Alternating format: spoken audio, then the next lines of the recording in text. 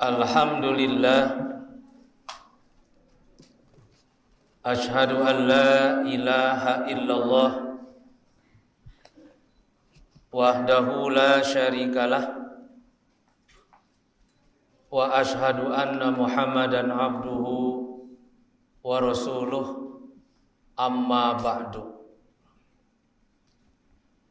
Al-Quran telah menjelaskan bahwa waktu berjalan dalam kehidupan manusia. Waktu tidak diam dalam satu kondisi, tapi berjalan sesuai sunnatullah. Hal itu dijelaskan Allah di dalam surat Ali Imran ayat 140. A'udzu billahi minasyaitonir rajim. Wa tilkal ayyamu nudawiluha bainan nas. Hari-hari itu kami putar dalam kehidupan manusia. Hari ini kita sehat, pada satu saat kita akan sakit. Hari ini kita bisa bekerja, pada satu saat kita tidak bisa bekerja. Hari ini kita hidup, pada satu saat kita akan mati kembali pada Sang Pencipta. Begitulah sunnatullah di dalam hidup. Di dalam surat Al-Insyiqaq ayat 6 juga diperkuat oleh firman Allah, hakikatnya waktu berjalan ke depan adalah kita semakin dekat bertemu dengan Allah. Ya ayyuhal insan, wahai manusia, innaka kadihun ila rabbika kadha. Sesungguhnya kalian betul-betul sedang berjalan menuju Allah. Pamulakihi, dan pasti akan bertemu dengan Allah. Dulu kita diciptakan oleh Allah dari tanah. Pada satu saat kita akan dikembalikan ke dalam tanah, dan pada waktu lain Allah akan membangkitkan kita dari tanah pula. Minha khalaqnakum, dari tanah kami menciptakan kalian. Wa fiha nu'idukum, ke dalam tanah kami akan mengembalikan kalian. Wa minha nukhrijukum taratan ukhra, dan pada waktu lain kami pun akan mengeluarkan kalian dari tanah. Berasal dari tanah, kembali ke tanah, lalu dibangkitkan dari tanah. Disadari atau tidak, dulu kita hidup dalam keadaan lemah, tidak berdaya, do'fan. Kemudian berjalan waktu, kita menjadi kuatan. Kemudian berjalan lagi, setelah kuat, maka menjadi lemah kembali. Tapi lemah yang kedua adalah lemah ketuaan, ditandai dengan lemah beruban. Allahul ladzi khalaqakum min dha'fin. Allah yang menciptakan kalian dulu dalam keadaan lemah. Tsumma ja'ala min ba'di dha'fin, kemudian setelah lemah Allah menciptakan kita menjadi kuat. Tsumma ja'ala min ba'di quwwatin, kemudian Allah menjadikan setelah kuat itu dha'fan wa syaibatan, lemah jeung huwisan. Kalau lemah beruban, ini tidak akan menjadi kuat kembali. Semakin lama akan semakin lemah, dan ujungnya bertemu dengan Tuhan. Lebih rinci, bagaimana perjalanan waktu dalam kehidupan manusia? Allah menjelaskan di dalam surat Al-Hajj ayat 5. Ada manusia yang tidak yakin dan tidak percaya bahwa nanti setelah mati akan dibangkitkan. Lalu Allah menjelaskan bagaimana manusia nanti akan dibangkitkan setelah mati. Ya ayuhan nas in kuntum fi raibin minal ba'thi. Jika kalian ragu, wahai manusia, adanya hari kebangkitan, coba pikirkan oleh kalian diri kalian sendiri. Dulu kalian itu tidak ada. Fa inna khalaqnakum min turabin. Kami menciptakan kalian dari tanah, dari saripati tanah. Kemudian summa min nutfatin. Dari saripati tanah berubah menjadi nutfah, setetes air mani. Summa min alaqah. Dari setetes air mani berubah menjadi segumpal darah. Summa min mudghatin mukhallaqah. Dari segumpal darah berubah menjadi segumpal daging yang dibentuk. Wa ghair mukhallaqah, dan yang dibentuk kemudian. Dari segumpal daging yang dibentuk, yaitu ketika manusia berada di dalam rahim seorang ibu, dibentuk menjelma menjadi manusia dengan anggota badan yang sempurna.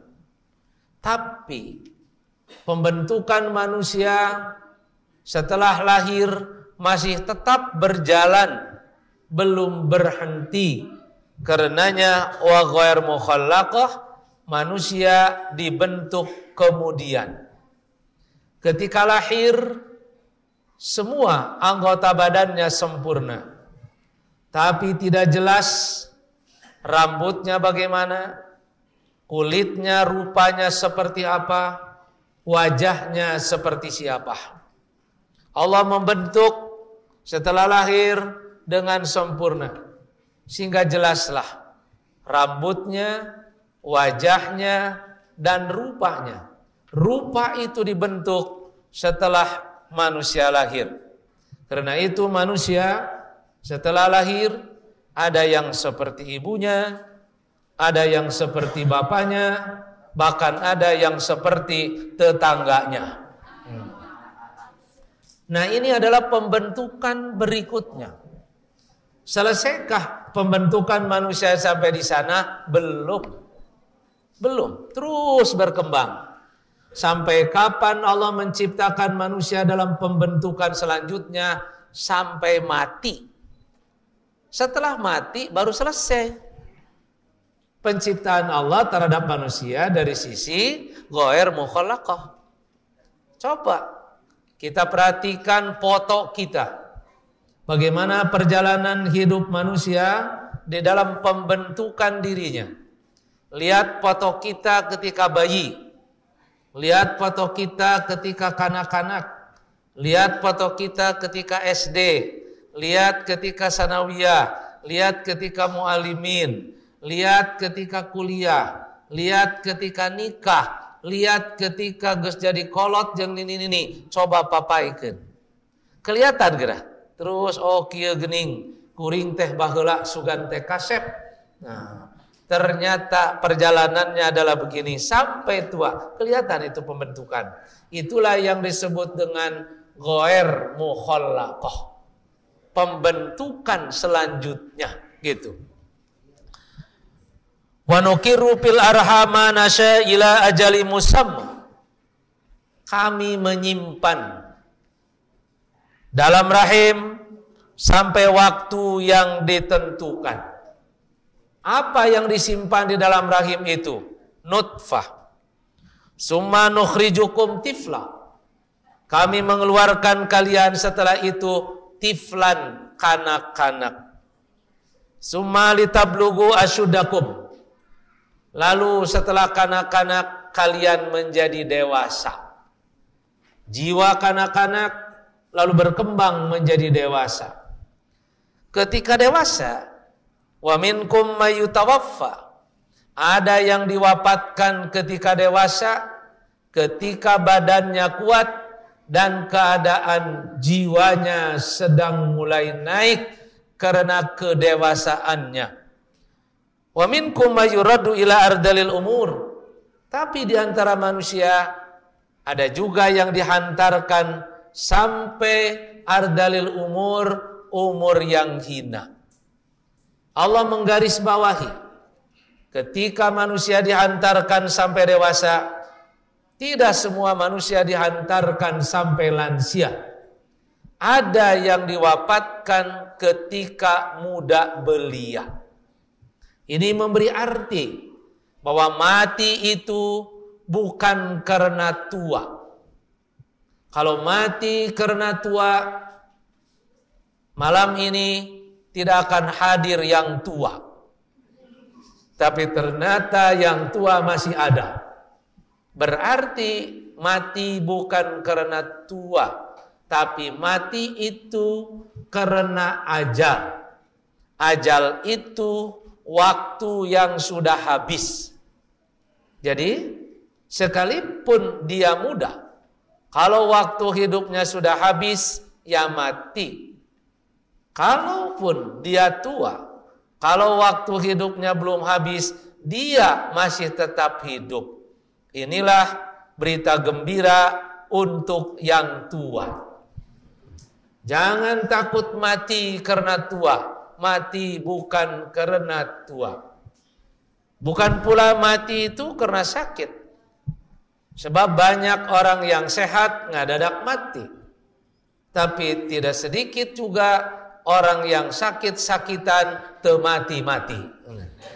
Ini juga adalah berita gembira kernuririwit. Nah, gitu. Nah, karena itu Ali bin Abi Thalib mengatakan kam min sahihin mata min ghairi illatin. Banyak orang sehat mati tidak sakit sebelumnya. Wa kamin alilin asya dahron ila dahrin. Banyak orang yang sakit-sakitan tapi hidup bertahun-tahun. Di antara yang diwafatkan ketika muda belia, ada yang dihantarkan sampai ardalil umur. Ardal adalah hina. Umur adalah usia. Ardalil umur yaitu usia hina. Apa cirinya? Daripada ardalil umur. Ciri daripada ardalil umur adalah likaila ya'lama min ba'di ilmin syai'a. Tidak tahu sesuatu setelah tahu sesuatu. Kalau badan kita lemah, maka cirinya adalah uban. Fisik lemah, cirinya uban. Tapi kalau jiwa yang lemah, cirinya adalah tidak tahu setelah tahu. Dulu kita hafal, akhirnya menjadi lupa. Dulu kita kenal, akhirnya menjadi tidak kenal. Ujung-ujungnya manusia kembali kepada ketuaan, hilanglah ilmu yang telah dia kumpulkan itu. Karena otak manusia kembali kepada lupa. Karena itulah, maka yang disebut dengan ardalil umur, yaitu karena kharapul akli, yaitu terganggunya akal, minal kibari, karena ketuaan. Nah, kalau begitu, orang muda akan kembali, orang tua akan kembali. Apa hidup?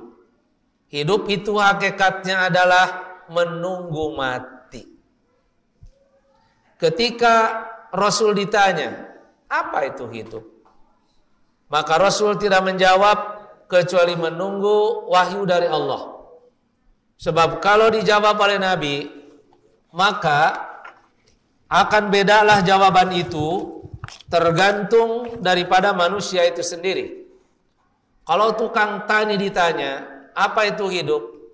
Hidup adalah bercocok tanam. Kalau seorang pedagang ditanya, apa itu hidup? Hidup adalah dagang dengan bati. Kalau seorang guru ditanya, apa itu hidup? Hidup itu adalah mengajar sampai mati. Beda-beda. Tapi ada jawaban yang sama, yaitu mutarabbisun. Hidup itu adalah antri menunggu mati. Seorang petani, dia bercocok tanam menunggu mati. Geus maot mah moal melak pare deui. Seorang pedagang, dia berdagang menunggu mati. Seorang guru pun juga mengajar menunggu mati. Kullun mutarabbis. Katakanlah Muhammad bahwa kalian semua hakikatnya antri menuju mati. Fatarabbasu, karena itu tunggulah giliran kalian pasti akan datang. Cuman Allah Subhanahu wa taala tidak menjelaskan di mana dan kapan manusia akan dimatikan. Sebab manusia kalau diberitahu kapan dan di mana dia akan mati, maka dia akan mati sebelum mati. Kalau dia diberitahu bahwa matinya hari Senin, maka sampai Senin geus gebegan sieun mati. Makanya nikmat tidak diberitahu kapan mati adalah agar manusia nikmat hidup, tidak stres karena menghadapi kematian. Namun wa ma kana li nafsin an tamuta, tidak adalah satu jiwa yang mati semuanya illa biidznillah, semuanya karena izin Allah. Kitaban muajjala, dalam satu tulisan muajjalan yang telah ditetapkan waktunya. Begitu manusia mati, bahwa manusia akan membawa rekaman amal pada lehernya masing-masing. Dan rekaman amal itu akan dibuka nanti, bray, terbuka, tidak ada yang terlewat. Kalau sekarang orang merekam data dengan flash disk, pegawai bank nyimpan flash disk pada saku, lalu tali digantungkan pada leher. Ketika dia perlu data, tinggal membuka saja data itu, maka semua data terbuka. Tapi data yang ada di flash disk bisa termakan virus. Ketika manusia mati, tidak kelihatan oleh mata bahwa kita membawa rekaman amal pada lehernya masing-masing. Dan rekaman ini tidak akan terkena virus. Begitu dibuka di akhirat, bray, semua amal terbuka. Ini dijelaskan Allah di dalam surat Al-Isra ayat 13. Wa kullu insanin, setiap manusia, alzamnahu, kami telah tetapkan, ta'irahu, amalnya, fi unukihi, pada lehernya masing-masing. Jadi orang pulang ke Allah sudah membawa amal pada leher masing-masing. Kenapa amal itu tidak pada tangan? Kenapa amal itu tidak pada kaki? Tapi amal itu adalah pada leher. Karena leher ini tempat yang menyenangkan dan tempat yang menyedihkan. Ketika seorang ibu pakai kalung emas 1 kilo, di mana disimpannya? Di leher. Bangga si ibu. Leher tempat yang menyenangkan. Ketika si orang akan dihukum gantung, pakai tambang, di mana tambang disimpan? Di leher. Maka leher yang menyedihkan. Orang kembali kepada Allah, ada yang membawa amal yang menggembirakan, ada yang membawa perbuatan yang menyedihkan. Tapi semua terekam oleh rekaman itu. Kita tidak mengerti, kita tidak tahu rekaman dari apa Allah membuatnya. Yang jelas setiap orang meninggal, dia sudah membawa rekaman amalnya masing-masing. Nah, karena kita pulang ke Allah membawa rekaman amal, dan rekaman itu akan diperhitungkan dan dihisab, kita harus memanfaatkan sisa usia yang ada dalam kebaikan. Bagi orang yang hidup, harus memanfaatkan hidup ini agar bermakna, agar berguna, agar berpotensi. Dulu ada seorang sahabat, namanya Qais bin Asim. Dia bertanya kepada Nabi dan minta petunjuk bagaimana supaya hidupnya berarti, bermakna, dan berguna bagi orang. Qultu, maksudnya adalah Qais bin Asim, ya Rasulullah, idna mau'idatan nantafi'u biha. Wahai Rasul, berilah kamu nasihat yang dengan nasihat itu kami dapat memanfaatkan sisa hidup yang ada. Jadi yang diminta oleh Qais, bagaimana supaya hidup berarti dan bermakna. Maka Rasulullah menjawab. Sebelum jawaban yang diminta, Rasul menjelaskan dulu hakikat hidup yang seperti dijelaskan di dalam Al-Quran beberapa ayat yang tadi. Ya Qais, wahai Qais, inna ma'al izzah dhillan. Ingatlah bahwa hidup itu di balik kegagahan ada kehinaan. Kita tidak akan gagah selamanya. Pada satu saat kita akan hina. Wa innamal hayat mautan. Ingatlah bahwa di balik kehidupan ada kematian. Hidup itu tidak abadi, satu saat akan mati. Wa inna ma'ad dunya akhiratan. Ingatlah, di balik kehidupan yang sebentar ada kehidupan yang abadi tanpa ujung. Wa inna likulli syai'in hasiba. Ingatlah Qais bahwa dalam hidup itu semua dihisab, semua akan diperhitungkan. Wa ala kulli syai'in raqiba. Ingatlah Qais bahwa di dalam hidup itu raqib, ada yang mengawasi, kita tidak bebas, ada yang mencatat. Wa likulli hasanatin sawaba. Ingatlah Qais, sedikit pun amal baik yang kita lakukan itu ada pahalanya. Wa likulli sayyi'atin iqaba. Ingat pula, sekecil apapun amal buruk yang kita kerjakan ada balasannya. Wa inna likulli ajalin kitaba. Ingatlah Qais bahwa ajal itu, kematian itu telah ditetapkan. Itulah konsep hidup yang dijelaskan Rasul kepada Qais. Barulah Rasulullah SAW menjelaskan bagaimana supaya hidup bermakna dan berpotensi. Wa innahu la buddalaka ya Qais min qarinin. Agar hidup bermakna, hidup berarti kamu hidup jangan menyendiri.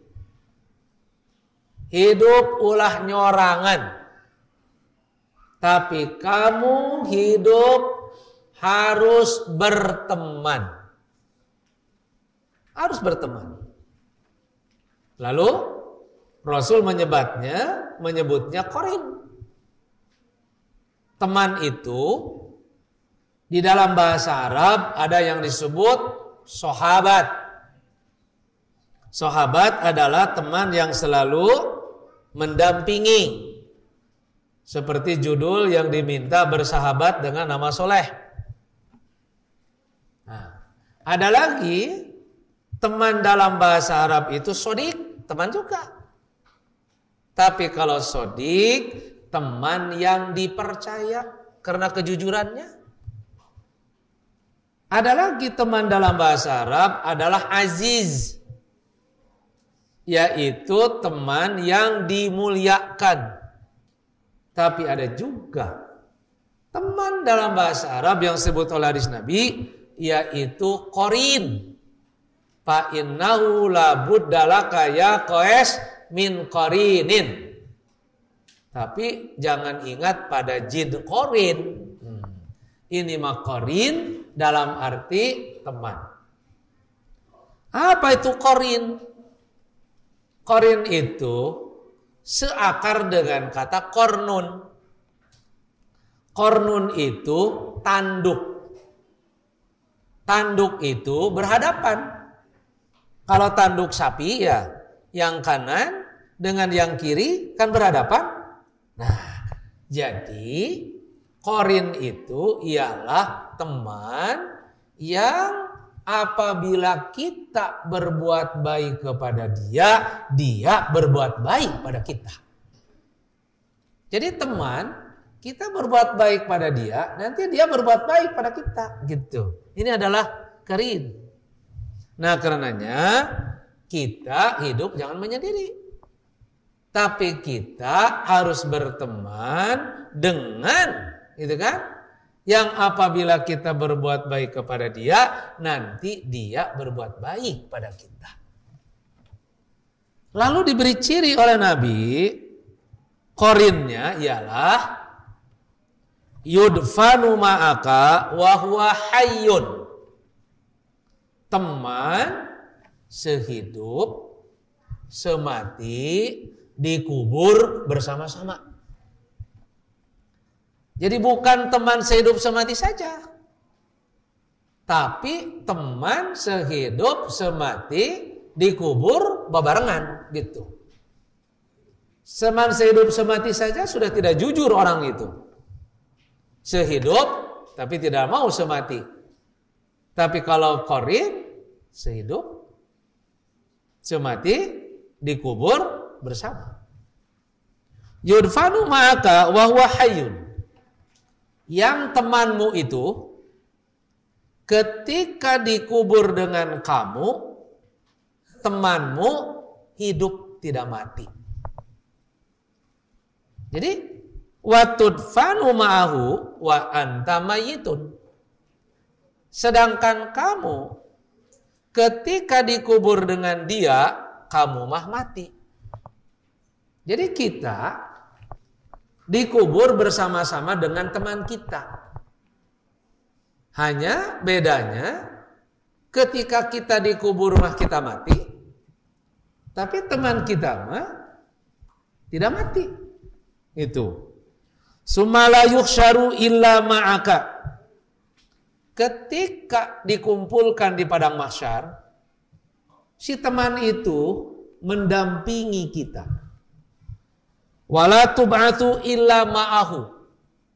Ketika kita dibangkitkan dari kubur, sabda Nabi, si teman itu ikut bangkit mendampingi kita.